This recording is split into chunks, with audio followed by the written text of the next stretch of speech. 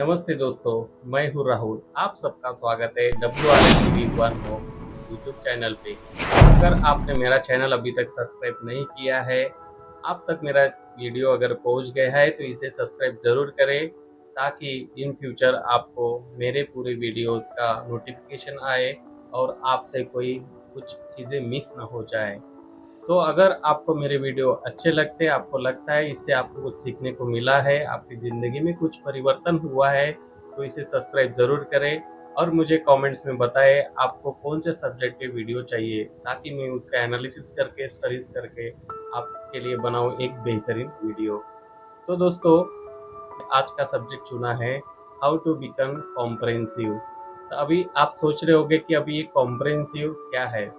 हमने सुना था कि प्रैक्टिकल बनना है, इमोशनल बनना है, लेकिन कॉम्प्रहेंसिव कैसे बनते हैं, इसे भी होता क्या है। एग्जाम्पल लेते हैं इंश्योरेंस का।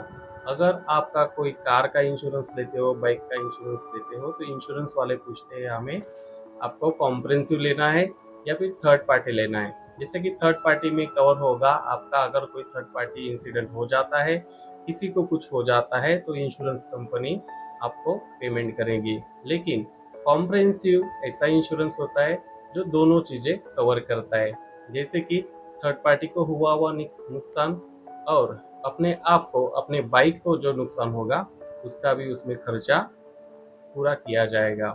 तो इसे कहते हैं दोस्तों कॉम्प्रहेंसिव। कॉम्प्रहेंसिव ये खाली इंश्योरेंस के बारे में नहीं, ये अपने लाइफ में भी होती है। अब आप सोचोगे कि कॉम्प्रहेंसिव का हमारे लाइफ से क्या लेना देना है, ये तो इंश्योरेंस कंपनी का है, तो हमारे लाइफ में कैसा है। तो दोस्तों देखो, समटाइम्स क्या होता है कि हमें बहुत प्रैक्टिकल बनना पड़ता है, चीज़ों को प्रैक्टिकली समझना पड़ता है कि हो क्या रहा है, एक्चुअल में क्या हो रहा है, उस हिसाब से हमें कुछ डिसीजन लेना पड़ता है। लेकिन दोस्तों, क्या प्रैक्टिकल बनना ही लाइफ में सब कुछ है? प्रैक्टिकल अगर हम हर वक्त प्रैक्टिकल सोच रहे हैं, तो इमोशन का क्या वैल्यू रहेगा? क्या इमोशन की कोई वैल्यू नहीं है? है। हमें समटाइम्स इमोशनल भी होना चाहिए, हमारे अंदर इमोशंस भी होना चाहिए, ताकि जब भी हम हमारे लाइफ के बेहतरीन डिसीजन ले, जिससे अपनी ज़िंदगी बदल रही है या किसी और की ज़िंदगी बदल जाए, तो दोस्तों इस वक्त हमें इमोशनल भी होना बहुत ज़रूरी है। तो अगर क्या हो, तुम कॉम्प्रहेंसिव नेचर के हो, तो इसमें क्या होता है, 70% दोस्तों या 60 या 70% अगर आप प्रैक्टिकल हो, अगर 40 या 30% आप इमोशनल हो, तो it's call your comprehensive nature, which will be 100% comprehensive pure person, pure personality, जो आपको बनाएंगी एक स्ट्रॉन्ग स्मार्ट पर्सनालिटी वाले इंसान अपने लाइफ में।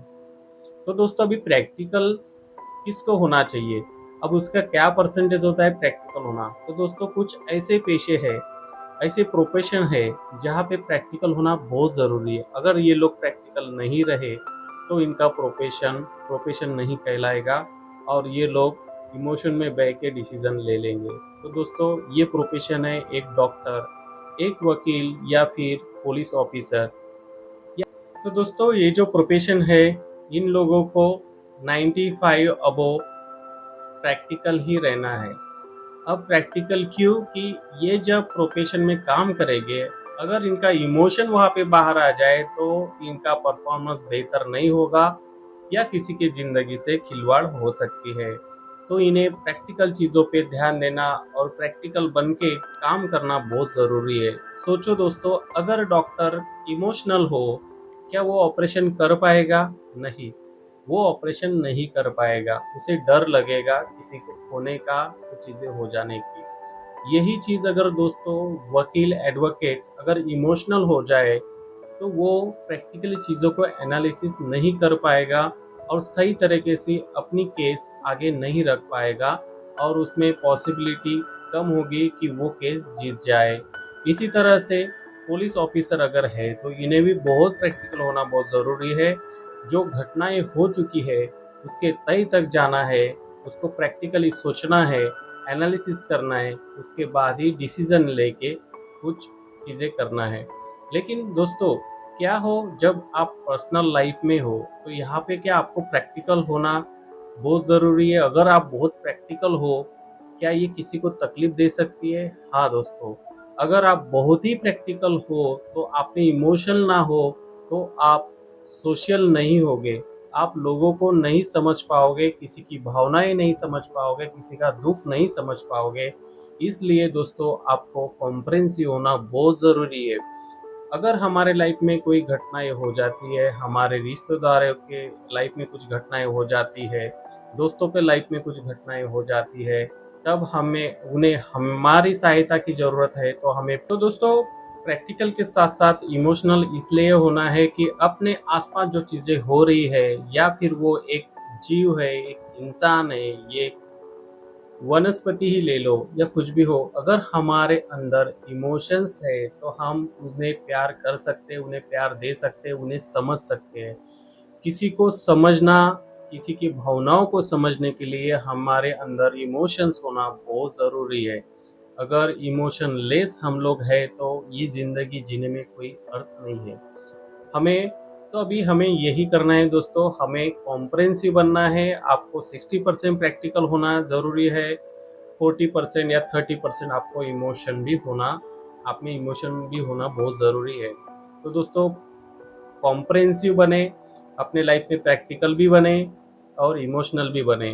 कुछ चीज़ों को प्रैक्टिकली समझना, सोच समझ के डिसीज़न लेना बहुत ज़रूरी होता है, इसलिए हमें 60-70% प्रैक्टिकल सोचना है, 30-40% हमें इमोशनल भी रहना है, ताकि हम किसी को तकलीफ ना हमारे मतलब हमारे तरफ से ऐसा कुछ डिसीज़न ना हो या फिर ऐसी कुछ चीज़ें ना हो या किसी को तकलीफ हो जाए या किसी की ज़िंदगी बर्बाद हो जाए, इस तरह के डिसीज़न ना हो, इसलिए हमें इमोशनल भी रहना है, या हमें किसी की भावनाएँ समझ में आए या किसी का दुःख समझ में आए, इसलिए हमें इमोशनल होना भी बहुत ज़रूरी है। तो दोस्तों आज से डिसाइड कीजिए कि आपको कौन-सी पर्सनैलिटी बनना है।